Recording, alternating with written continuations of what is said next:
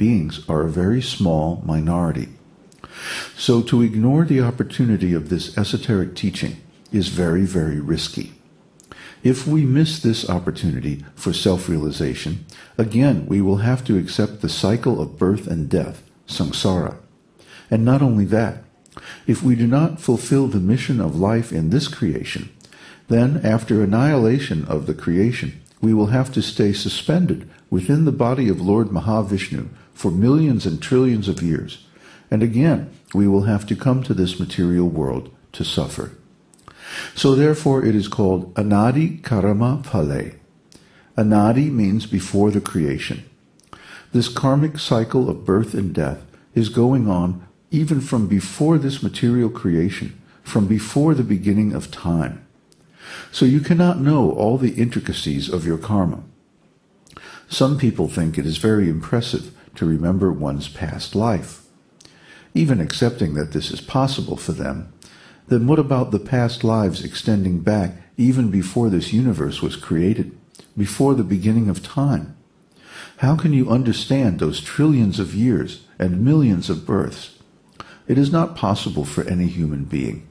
It is beyond the capacity of human intelligence. But Kṛṣṇa knows, and he remembers everything from all those lives. And to teach the befooled living entities, Kṛṣṇa personally comes to this material world and speaks Bhagavad-gita.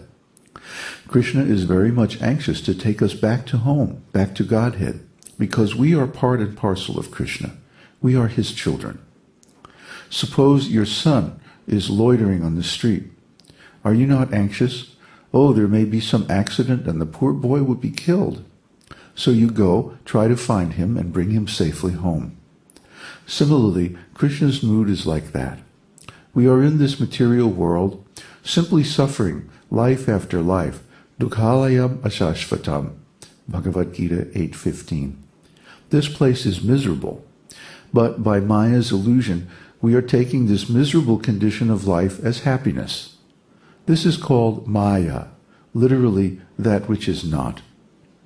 There is no happiness in this material world. Compared to our real existence in the spiritual world, everything here is miserable. The sooner we understand that everything is miserable in this material world, and the sooner we prepare ourselves to leave this material world and go back to home, back to Kṛṣṇa, the sooner we come to our senses. Otherwise, whatever we are doing, we are simply being defeated because we are missing the real aim of human life. Nate vidu svarta gatim hi Vishnum. Srimad Bhagavatam 7.5.31. Durashaya. We are hoping against hope. It will never be fulfilled. But we are trying to adjust things here to become happy without God. But it will never be accomplished. Na te vidu svarta gatim hi Vishnum durashaya. Durashaya means the hope which will never be fulfilled. So all these materialistic persons, they are fools, rascals, miscreants, because they are increasing these material activities. They think that by increasing material activities, they will be happy. But no, that is not possible. It's durashaya, an impossible hope. All of us are tied very tight, bound by the laws of material nature, forced to accept the results of our karma. Still, we are thinking that we are independent. The scientists are trying to avoid God, to become independent of his law by science. But that is not possible. We are under the grip of the material nature. The material nature means the agent of Kṛṣṇa. So we are always in perplexity like Arjuna, thinking what to do or what not to do. But we can transcend this difficulty if we accept the principle of the esoteric teaching that we must act only for Kṛṣṇa's service. So take direction from Kṛṣṇa through Kṛṣṇa's representative and do it. Then there is no more bondage to the law of karma. Otherwise, we are bound by the reaction of every act, and we cannot get out. So Arjuna's perplexity, whether I shall fight or not fight, is resolved by fighting for Kṛṣṇa. Then it is all right. Just like Hanuman fought for Lord Ramachandra, he did not fight for himself. So we should understand the policy of all these materialistic persons. They are trying to enjoy God's property without his permission. Therefore, as long as there are people who are breaking the law of God, there will always be fighting and war in this material world. It must be there, because the karma of those who are breaking God's law demands it. So, just like in the Bible, in the Old Testament, God's law is stated as an eye for an eye, a tooth for a tooth. Now, of course, the politicians use this as a justification for different kinds of attacks and warfare and things like that, but actually, it's a statement of the law of karma.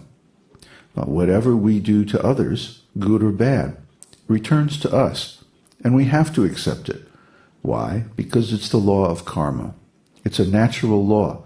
Just like this morning, the rain is coming down. Maybe you could hear it in the background.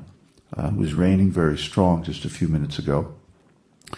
Nobody can do anything about it. If it's going to rain hard, there's nothing we can do.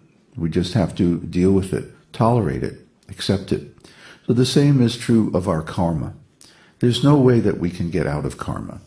No adjustment of scientific principles or gadgets or different political arrangements or economic development or anything like this is going to stop or change our karma one little bit. We have to accept the law of karma and its results because it's a natural law, like gravity. Nobody can get around it. We have to deal with it. Therefore, the only way out of this entanglement of the law of karma in this material world is by worshiping Kṛṣṇa. And worshiping Kṛṣṇa, just going in the temple and doing some ritual, is not enough. That's only the beginning. Really, we need to dedicate all of our activities to Kṛṣṇa. And then, whatever we do is without karmic reaction. This is such a simple idea that when we work for ourselves, we have to take the reaction. When we work for Kṛṣṇa, then there is no reaction, because Kṛṣṇa is the director of this material law. He's the predominator of material nature. He's the creator of this material world. So he is not subject to its laws, and if he likes, he can exempt us from those laws as well. So that doesn't mean we can do anything we like. We have to follow Kṛṣṇa's instructions. And when we work like that, under Kṛṣṇa's direction, then we're free from the law of karma, and we can attain liberation and return to our original position in the spiritual world. So that's this esoteric teaching.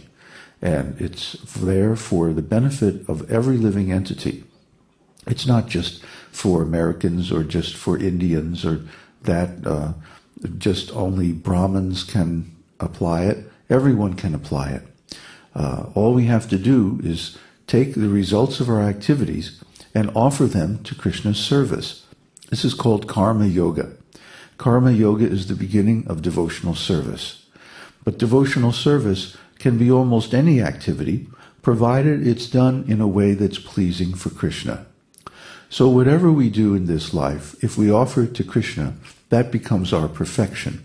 And that can take us back to home, back to the spiritual world, where we can exist eternally in our perfect bodies.